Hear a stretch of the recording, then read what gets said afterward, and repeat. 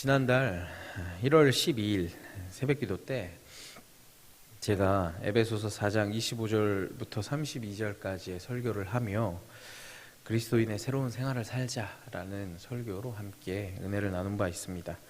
그때 그 설교 마지막에 이야기했던 결론이 뭐였냐면 하나님을 결국 여러분 본받으셔야 합니다 였습니다.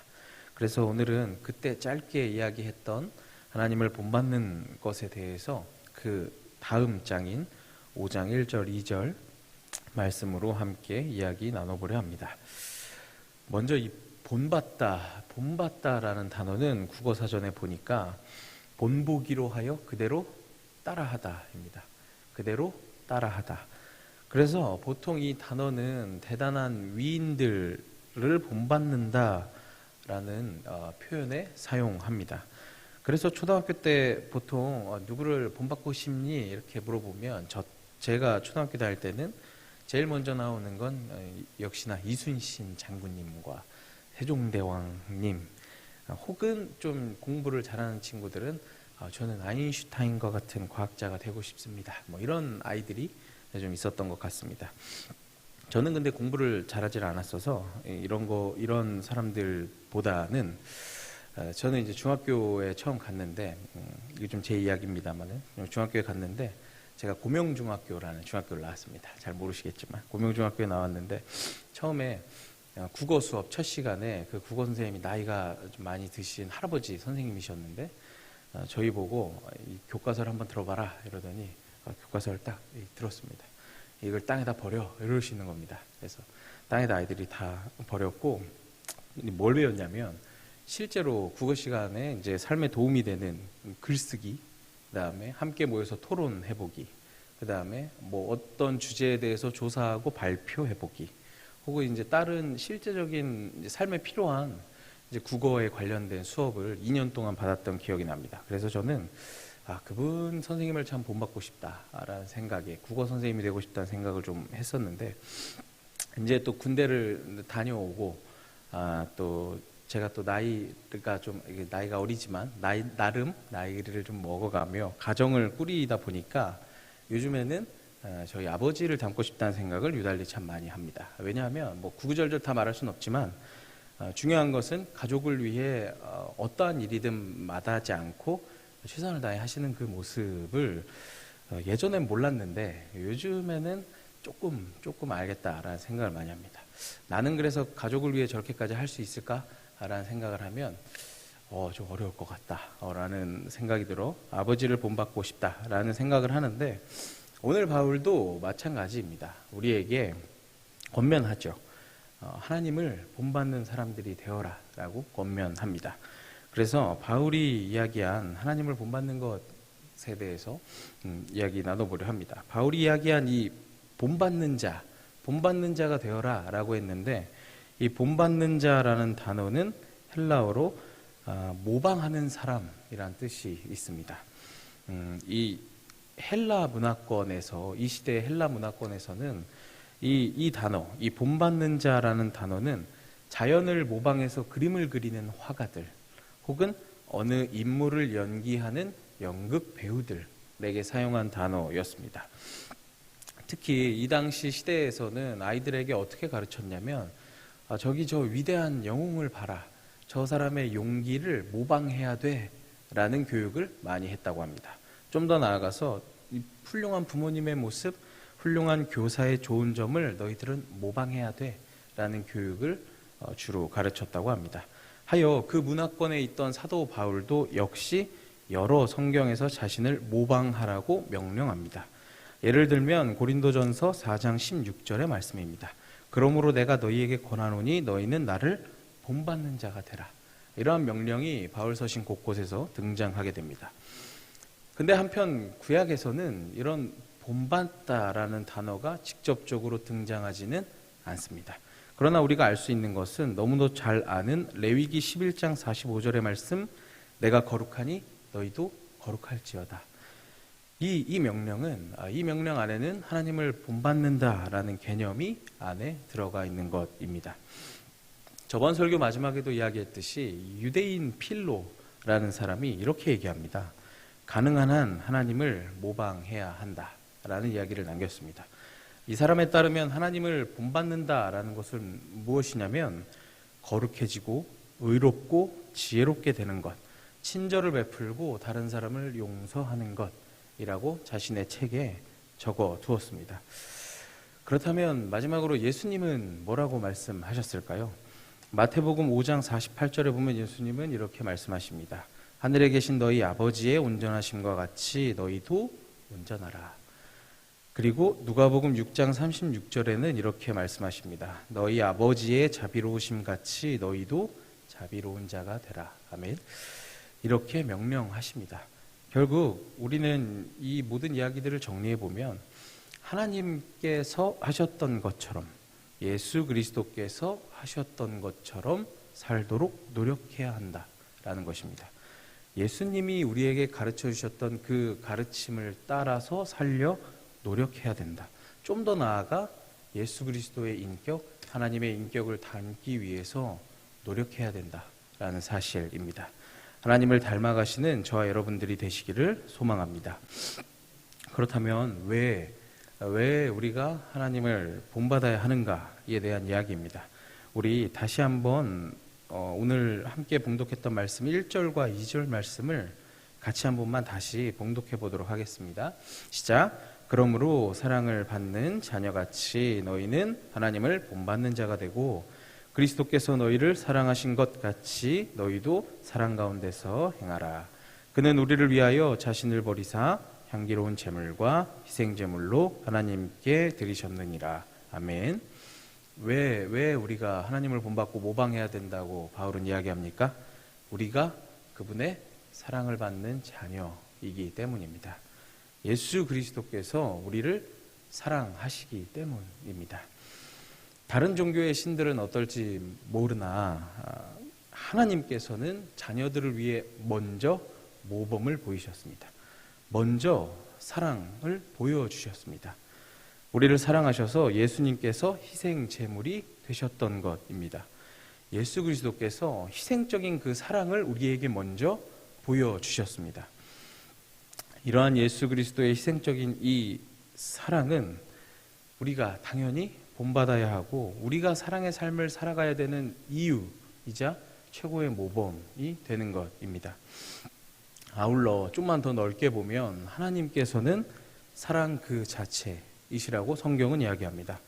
요한일서 4장 8절에 요한은 이렇게 고백합니다. 사랑하지 아니하는 자는 하나님을 알지 못하나니 하나님은 사랑이심이라.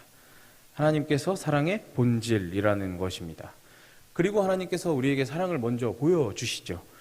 너무나 유명한 말씀, 우리가 아직 죄인 되었을 때에 그리스도께서 우리를 위하여 죽으심으로 하나님께서 우리에게 대한 자기의 사랑을 확증하셨느니라.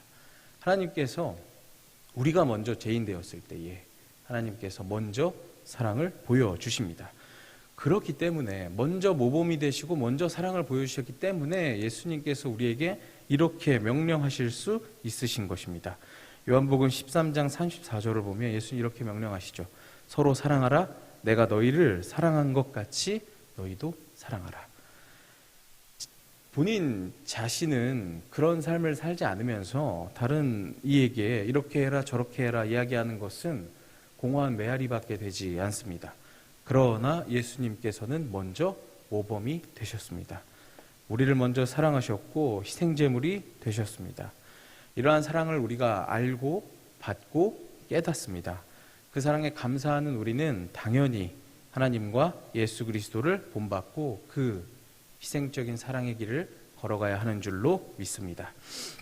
그렇다면 마지막으로 구체적으로 어떻게 하나님을 그럼 본받는다라는 이야기를 지금까지 쭉 했는데 어떻게 그러면 할 수 있는가 우리 삶에 그 이야기가 나와야 합니다. 이제 구체적으로 어떻게 본받을 수 있는지.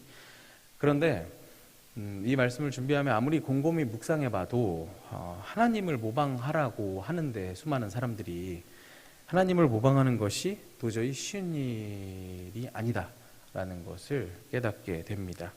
어떻게 우리가 하나님의 능력을 본받을 수 있고 하나님의 의로우심, 하나님의 거룩하심을 우리가 어떻게 따라가며 모방할 수 있겠습니까? 너무 어렵다, 매우 어렵다라는 사실입니다. 그러나 우리가 지난 시간에 이야기했듯이 에베소서 4장 32절에 보면 우리 삶에 그래도 구체적이고 실천할 수 있는 말씀을 바울은 제시합니다.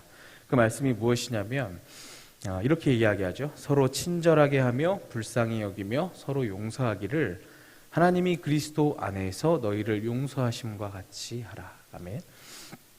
하나님께서 우리를 용서하신 것 같이 용서하라. 용서하는 것이 하나님을 닮는 방법, 하나님을 모방하는 것임을 바울은 정확히 이야기하고 있습니다. 그런데 저번에도 한번 설교 때 얘기했듯이 이 용서라는 건 제가 쉽게 할 수도 없고 쉽게 이야기할 수도 없는 부분입니다. 우리 힘으로는 어렵다라는 사실입니다. 용서하는 게 어떻게 우리가 성자도 아닌데 나에게 못되게 구는 사람, 악하게 하는 사람을 어떻게 이렇게 쉽게 용서할 수 있겠습니까? 우리 힘으로는 안 된다라는 사실입니다.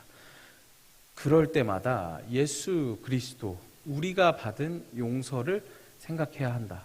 예수님의 힘을 통해서 해야 된다라는 사실입니다. 예수님께서 그냥 용서하신 것이 아니라 본인을 내어주심으로 우리를 용서하셨습니다. 이 사실을 우리는 매 순간 기억해야 할 줄로 믿습니다. 매일매일 매 순간 우리의 감정이 소용돌이치는 바로 그 순간에도 이 사실을 기억한다면 우리는 한 발자국 더 주님을 본받는 삶으로 나아갈 수 있으리라고 믿습니다. 마지막으로 구체적으로 본받는 방법은 2절에 나와 있습니다. 사랑 가운데서 행하라입니다. 세 번역으로 보면 사랑으로 살아가십시오 라고 되어 있습니다. 바울은 예수님이 너희를 사랑한 것과 같이 너희도 사랑 가운데 행하라, 사랑으로 살아가라, 이런 이야기를 우리에게 합니다. 이것은 예수 그리스도의 사랑처럼 그 사랑으로 너희 삶에서 살도록 하여라 라는 이야기입니다. 근데 이 사랑이 어떤 사랑입니까? 하나님 앞에 향기로운 예물과 제물로 자기의 몸을 내어주신 바로 그 사랑입니다. 희생적인 사랑입니다. 근데 우리는 여기서 다 동의합니다. 예수 그리스도의 사랑으로 살아야지. 내가 희생적인 사랑을 가져야지. 내가 삶에서 이 사랑을 전하며 살아야지. 여기까지는 우리가 다 동의를 합니다. 끄덕끄덕 그렇게 살아야지 다짐합니다. 그런데 보통 우리는 제 삶에서만 봐도 사랑으로 살자 이 원칙엔 동의합니다만은 삶 가운데 실천으로 가면 번번이 넘어집니다. 사랑이 드러나야 되는 그 순간에 반대로 나오는 경우가 매우 너무 많습니다. 사랑을 보여줘야 되는 그 순간에 짜증을 내기도 하고 화를 내기도 합니다. 저 같은 경우에는 삐지기도 합니다. 그래서 이러한 사실이 얼마나 우리의 마음을 어렵게 하고 괴롭게 합니까? 근데 이러한 문제에 대해서 우리는 사도 바울의 가르침, 예수 그리스도의 가르침에서 비결을 찾아볼 수 있습니다. 바울은 이러한 문제를 로마서에서 먼저 이야기한 바가 있습니다. 로마서 7장을 보면 다 읽어볼 수는 없지만 로마서 7장의 굵은 말씀은 이렇습니다. 바울은 나는 법칙을 하나 발견했습니다. 나는 선을 행하려 하는데 내 안에 악이 붙어 있는 것입니다. 나는 속사람으로 하나님의 법을 즐거워하는데 내 지체, 내 몸에는 다른 법이 있어서 내 마음의 법과 싸운다. 이런 얘기를 합니다. 죄의 법에서 나를 포로로 만든다. 죄의 법이 나를 포로로 만든다. 그래서 이런 얘기하죠. 오라 나는 공고한 사람이로다. 이 사망의 몸에서 누가 나를 건져내랴? 내 자신이 마음으로는 하나님의 법을, 육신으로는 죄의 법을 섬기노라 이야기합니다. 이게 무슨 얘기입니까? 내가 가르침대로 살아가려 하는데 하나님의 법을 따라 살려 하는데 마음은 그런데 몸은 되지 않더라. 이런 이야기입니다.